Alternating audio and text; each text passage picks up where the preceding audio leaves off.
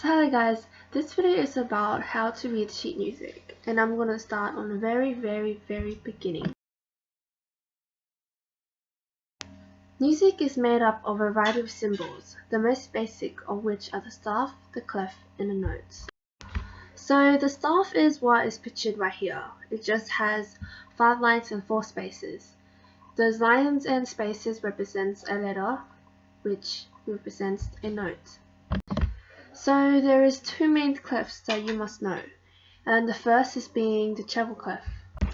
This clef just basically notates the higher registers of music. Mnemonics are often used to remember the notes of the lines and spaces of the treble clef.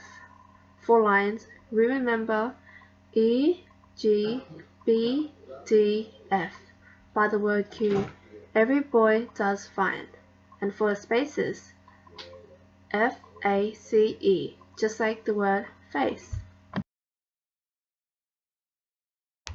The second clef is the bass clef. This clef just notates the lower registers of music. To remember name notes for the lines of the bass clef of G, B, D, F, A, we can use green birds don't fly away. And for the spaces A, C, E, G, we can use or cows eat grass. The next part is notes. Notes placed on the staff tell us which notes letter to play on an instrument and how long to play it.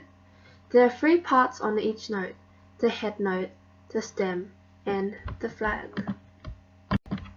Every note has a note head, either filled colored black or open colored white. Note head sits on the staff either on a line or space. This determines which note you will play.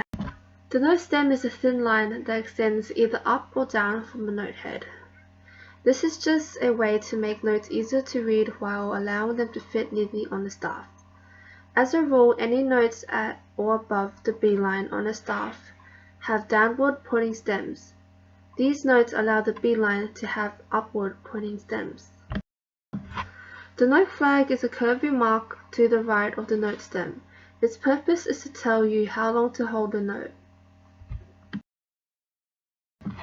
Now that you know the parts to each note, we'll take a closer look at those filled and open notes heads. Whenever a note head is filled or open, that shows us the note's value, or how long that note should be held. Start with a closed note head with a stem. That's a quarter note, and it gets 1 beat. An open note head with a stem is a half note, and it gets 2 beats. And an open note that looks like an O without a stem is a whole note, and it gets held 4 beats. There are other ways to extend the length of a note. A dot after the note head, for example, adds another half of that note's duration to it. So, a half note with a dot would equal a half note and a quarter note. A quarter note with a dot equals a quarter plus an eighth note. A tie may also be used to extend the notes. 2 notes tied together should be held as long as the value of both of those notes. Ties are also commonly used to signify the held notes that cross measures or bars. We can also shorten the amount of time a note should be held. Faster notes are signified with either flags or with beans between the notes. Each flag halves the value of a note, so a single flag signifies half of a quarter note. A double flag halves that to quarter of a quarter note. Beams do the same, while allowing us to read the music more clearly and keep the notation less cluttered. When there isn't a note to take up a beat, we can call this a rest. A rest is just like a note. It just shows us how long it should be held based upon its shape.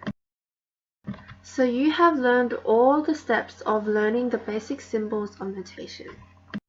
Please join me into another video to continue the step 2, picking up the beat. I hope you enjoyed this video, and please give me a thumbs up and subscribe.